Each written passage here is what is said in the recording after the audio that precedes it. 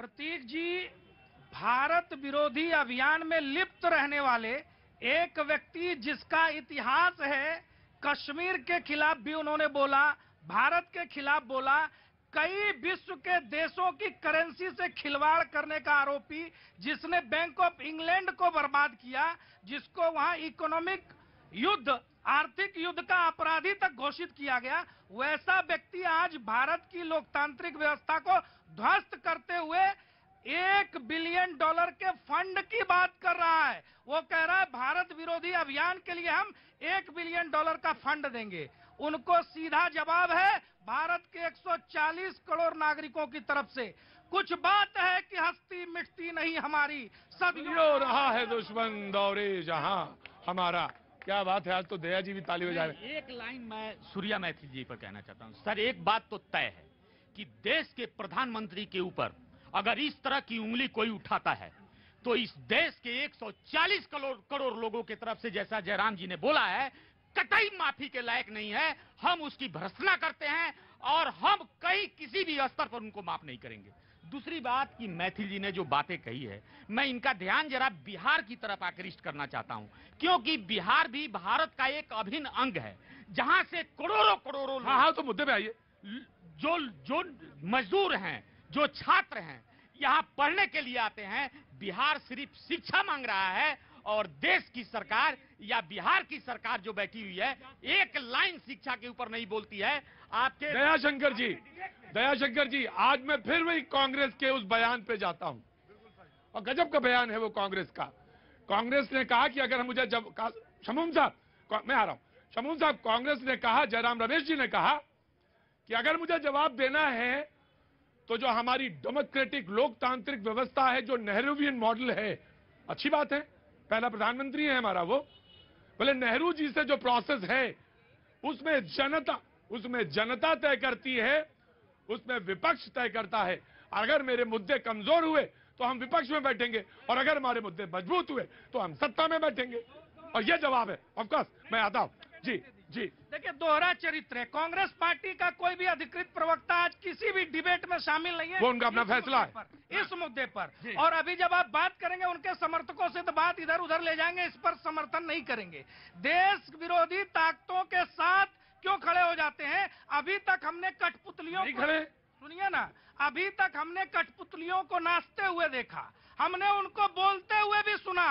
अब पता चल रहा है कि उनकी बागडोर किसके हाथों में है। नहीं, उन्होंने उनका ट्वीट वाज वेरी क्लियर विप्लव जी के लिए कि नूपुर शर्मा विवाद में बीजेपी के प्रवक्ता कहां गायब थे? उस समय गायब थे, नहीं बैठ रहे थे टीवी चैनल पर। आज कांग्रेस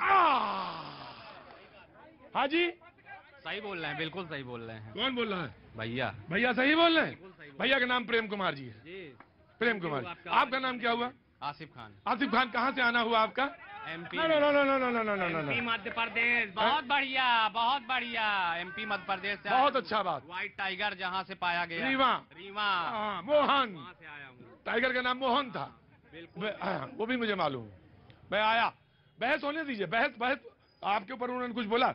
मुमताज भाई, देखिए, जिस किस्म का माहौल बना दिया गया प्रतीक जी कि अब कोई बात ही ना हो, फिर तो कसीदा खानी की जाए, सिर्फ कसीदे पढ़े जाएं।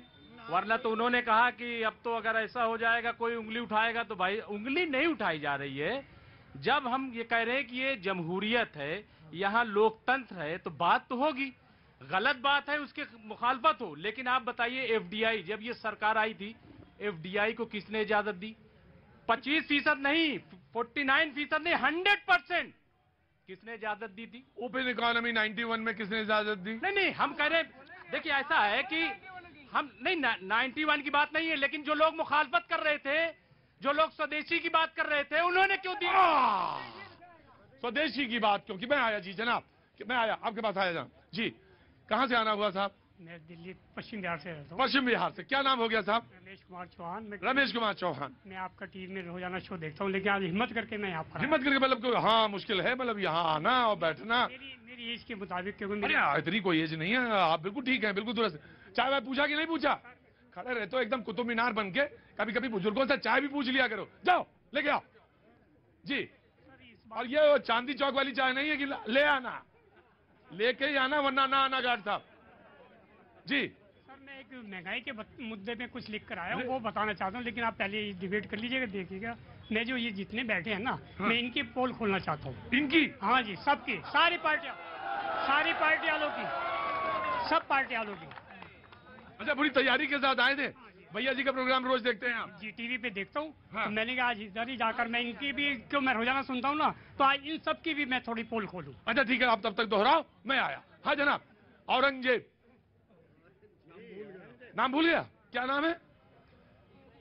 एक भारतीय हूँ, यही बड़ी बात। अरे नहीं नहीं नहीं, वो तो घुमाओ नाम को, सीधा नाम बताओ। इसराइल। इजराइल, हाँ नाम भूल गया था मैं। औरंगजेब भाई याद आ गए थे जी। इजराइल भाई, मैं सिर्फ इतना कहना चाहता हूँ हाँ कि जो यहाँ बहस हो रही है मुद्दे पे, जिस पे अगर उसी पे बहस रहे तो ज्यादा बेहतर है। लोग 15 साल पीछे चले जाते कि उसने क्या किया। 15 साल पहले चोरी हुई थी तो आज भी क्या चोरी होगी? 15 साल पीछे जो हुआ हो गया, बीत गया। अभी जो मौके पे चल रहा है उस पर चर्चा हो खाली बस, क्योंकि आज में हम अगर कोई रेफरेंस देना चाहे पुराना तो नहीं दे सकता क्या?